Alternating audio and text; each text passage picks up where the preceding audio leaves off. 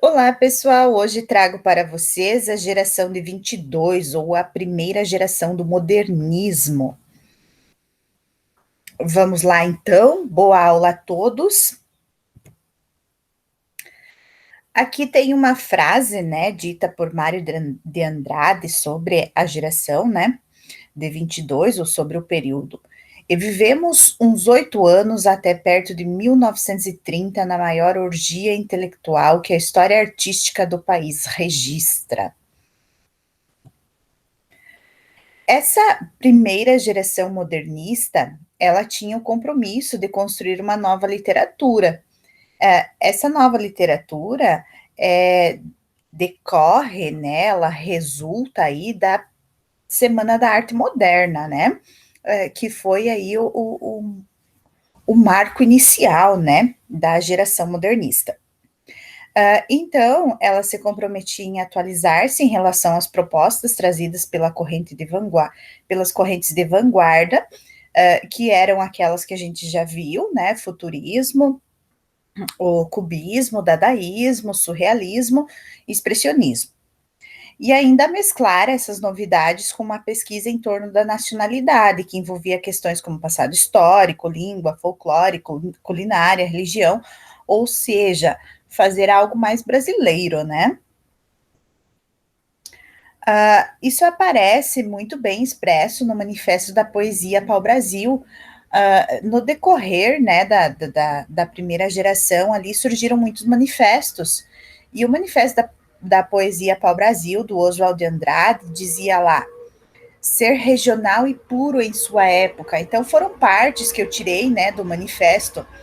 Originalidade nativa para inutilizar a adesão acadêmica, sem meeting cultural. Então, aí foram frases, né, que eu tirei, partes que eu tirei do manifesto, né? Então, o manifesto da Poesia Pau-Brasil, eu vou apresentar aqui para vocês,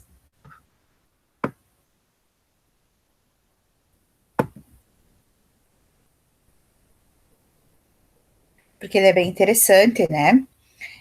Então, o Manifesto da Poesia para o Brasil foi lançado no Correio Manhã de São Paulo em 18 de março de 1924 por Oswald de Andrade.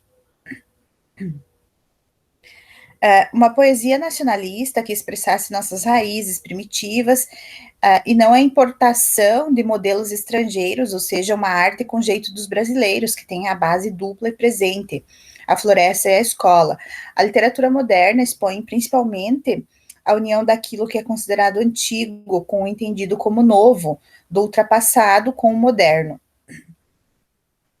O autor cita elementos da cultura brasileira em seu manifesto, como o carnaval, sabiá, a hospitalidade de um povo sensual e amoroso, os índios, e como não citar o pau-brasil, que intitulou o manifesto e que foi a primeira riqueza brasileira a ser explorada. Oswald nos apresenta a originalidade nativa, a geração futurista. Já no início do seu manifesto, nos apresenta o desejo de representar a realidade. A poesia existe nos fatos. Oswald de Andrade fez uma crítica relevante aos brasileiros que renegaram o país em que vivem, aos portugueses que se dizem os descobridores da nossa terra. Com o manifesto passa-se a obter uma nova visão sobre a sociedade brasileira. Assim, o que havia sido motivo de repressão agora era exaltado. A população brasileira, que anteriormente deveria importar elementos de outra cultura, agora passa a ser vista como exportadora de costumes, crenças e riqueza cultural. As principais características a gente vai ver, né? Então, lá, aqui os principais autores, então, o Mário de Andrade, o Oswald de Andrade e o Manuel Bandeira, né? Os principais autores dessa primeira geração, era o que a gente chamava de tríade maior. Claro que destacam-se outros aí também, né?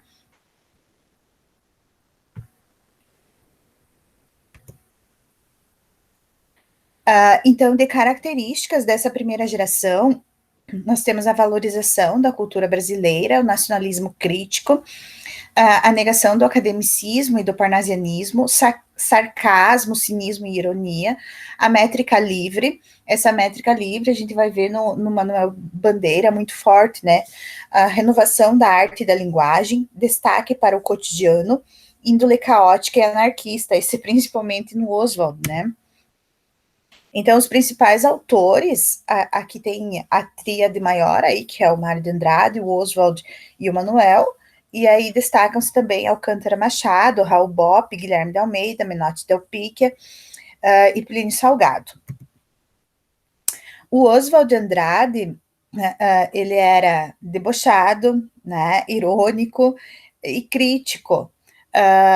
Ele estava sempre pronto, né, para satirizar os meios acadêmicos ou a própria burguesia, e que era a classe a que ele pertencia, né? Ele era de classe média.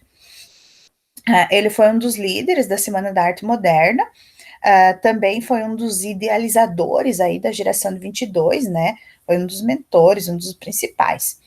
As suas ideias depois, elas tiveram influência, né? Em outros artistas, como o pessoal aí do tropicalismo, né? Gilberto Gil, Torquato Neto, esse pessoal que fez parte aí do tropicalismo décadas depois, né?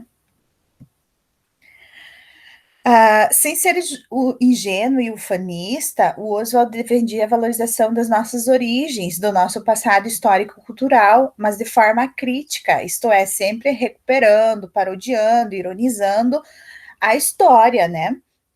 A sua visão de Brasil, ao mesmo tempo que procura captar o que tem de belo, de natural, ele também pega as contradições que existem entre moderno e primitivo. Então, ele busca retratar aí a realidade, né? Aqui tem um dos poemas dele, O Cidade, que a gente já pode ver isso, né? Então, foguetes pipocam o céu quando em quando há uma moça magra que entrou no cinema, vestido pela última fita, conversas no jardim onde crescem bancos, sapos. Olha, a iluminação é de hulha branca. Mamães estão chamando, a orquestra rabecoa na mata. Então, a gente pode ver aqui que o poema já é cidade, né? Então, moderno, misturado aí com sapos, que é sapos, mata, que é coisa, né, mais natural, né, do natural. E aqui também a gente já pode ver também a métrica livre, né, ou seja, não tem uma preocupação aí com a quantidade de sílabas, né. Outro poema, a transação. Então, o fazendeiro criara filhos, escravos, escravas, nos terreiros de pitangas e jaboticabas, mas um dia trocou o ouro da carne preta e musculosa, as gabirobas e os coqueiros, os monjolos e os bois por terras imaginárias, onde nasceria a lavoura verde do café. Então, aqui, nesse poema, trata-se aí de uma profunda transformação vivida pela economia brasileira no início do século XX, né? Então, a gente vai ver um primeiro momento que a agricultura brasileira se voltou para o plantio do café, cultivado principalmente nas regiões sul e sudeste, né? Em detrimento da economia baseada na cana-de-açúcar, que era cultivada aí no Nordeste, né? Esses temas nacionais, eles são vistos, então, por uma perspectiva crítica, né? Os principais ciclos aí da economia, a gente pode ver principalmente quando diz ali monjolos, bois, fazendeiros, terreiros, escravos e escravos, associando-se, né, ao ciclo da cana-de-açúcar. E ouro da carne preta e musculosa pode ser uma referência aí ao ciclo do ouro, né? E lavoura verde do café, a referência ao ciclo do café, né? Aqui tem o poema Pronominais, né? Nesse Pronominais, a gente pode ver aí a referência a uma linguagem brasileira, né? Ou mesmo a uma crítica à linguagem academicista, né? Dê-me um cigarro, diz a gramática do professor e do aluno, e do mulato sabido. Mas o bom negro e o bom branco da nação brasileira dizem todos os dias: deixa disso, camarada, me dá um cigarro. A referência aí dos pronomes usados, né, no início da frase. Na prosa e no teatro, nós temos na prosa Memórias Sentimentais de João Miramar, que se destacam, né, de obras dele, e O Rei da Vela no teatro. Aí temos Mário de Andrade, que também faz parte aí da tríade, né? Então, o Mário de Andrade, ele dedicou a sua vida aos estudos da cultura brasileira. Então, ele viajou muito, né? O Mário de Andrade, ele amava, né, a cidade de São Paulo, mas ele viajou muito para as diversas regiões do país, e ele ia sempre anotando, né, fazendo anotações, colhendo registros, né, de tudo que ele encontrava. Então, ele ia documentando tudo da cultura brasileira, né? E aí resulta desse documentário a obra Macunaíma, né? É uma das obras mais conhecidas do Mário de Andrade, e ele é fruto do conhecimento reunido pelo autor acerca das lendas e mitos indígenas e folclóricos. Dessa forma, pode-se dizer que a obra é uma rapsódia. Rapsódia é uma obra literária que condensa todas as tradições orais e folclóricas de um povo, né? Tem uma frase, né, do Mário de Andrade que diz: o passado é lição para se meditar e não para se reproduzir. Então, aqui também a gente já pode ver, né, as influências do modernismo, né, da vanguarda modernista, até nas suas falas, né. O Mário, ele encarou aí a sua vida, né, a sua atividade cultural aí como missão. Ele queria ser útil no processo de reconstrução de um Brasil que estava se transformando, né? E essa transformação ocorria tanto no campo político, social, econômico e também o cultural, principalmente o cultural, né? A gente pode destacar aí de obras dele ainda Pauliceia Desvairada, tem o poema Eu Sou 300, que é muito legal também, né?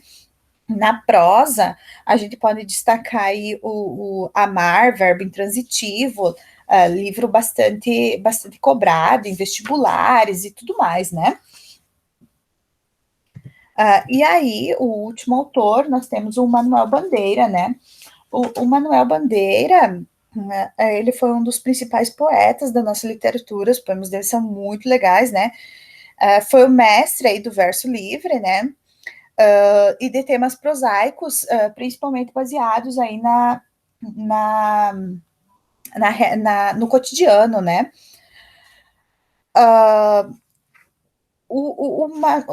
Desculpa, o Manuel Bandeira, ele foi uma pessoa muito doente, né? Então ele tinha tuberculose e ele não podia fazer assim quase nada, né? Porque ele tinha que ficar de repouso, ele tinha muitas crises, né?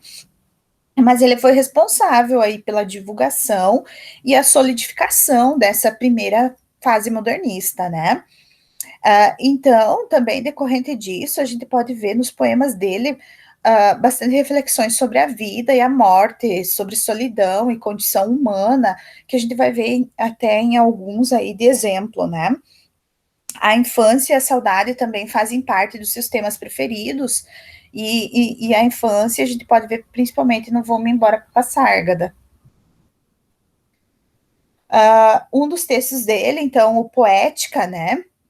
Estou farto do lirismo comedido, do lirismo bem comportado, do lirismo funcionário público com livro de ponto expediente, protocolo e manifestações de apreço ao senhor diretor. Estou farto do lirismo que para e vai averiguar no dicionário o cunho vernáculo de um vocábulo, abaixo os puristas. Então, nesse daqui a gente pode ver muito, né, a crítica ao parnasianismo, né, a negação aí ao lirismo, né. Lá no final ele diz, quero antes o lirismo dos loucos, o lirismo dos bêbados, o lirismo difícil e pungente dos bêbados, o lirismo dos clowns de Shakespeare, não quero mais saber do lirismo que não é libertação. Muito lindo, né? No Vou-me embora para Passárgada, a gente pode ver aqui principalmente essa referência, né, à infância, à saudade, né, que ele tem da infância. Claro que eu não coloquei todo o poema, mas aqui principalmente a gente pode fazer a relação aí à vida tuberculosa dele, a vida de repouso, que ele não podia fazer muita coisa, né, então isso fica bem marcado, e é como uma válvula de escape, né, esse Vou-me embora para Sárgada, parece um paraíso sonhado ou um paraíso perdido, né? E aí a gente pode fazer a relação que o paraíso perdido seja a infância, ou um paraíso sonhado no sentido de que ele poderia viver uma vida melhor, né? E ele não poderia, e ele não precisaria ficar aí de repouso e tudo mais, né?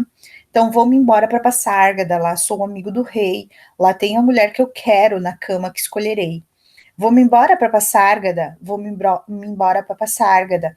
Aqui eu não sou feliz, lá a existência é uma aventura de tal modo inconsequente que Joana, louca de Espanha, rainha e falsa demente, vem a ser contraparente da nora que nunca tive. E aí continua, né? O poema é muito bonito. O poema do Beco, a gente tem bem marcado, então, a questão do verso livre, né? Então, tem aqui uma relação muito grande entre forma e conteúdo. Ele diz: que importa a paisagem, a glória, a Bahia, a linha do horizonte, o que eu vejo é o beco. Então, como a gente pode ver, tem aí um primeiro verso, né? Que é muito grande, né? E ele expressa uma visão aberta para o mar, para o horizonte, e ele coincide, né? Então, com um verso muito longo, que espraia, né? Que se espraia na horizontalidade. Já o segundo verso é curto, é breve, ele coincide com o estreitamento da visão, que se vê apenas o beco, né? Ele expressa aí a questão do Rio de Janeiro, né? Que era o lugar onde ele morava.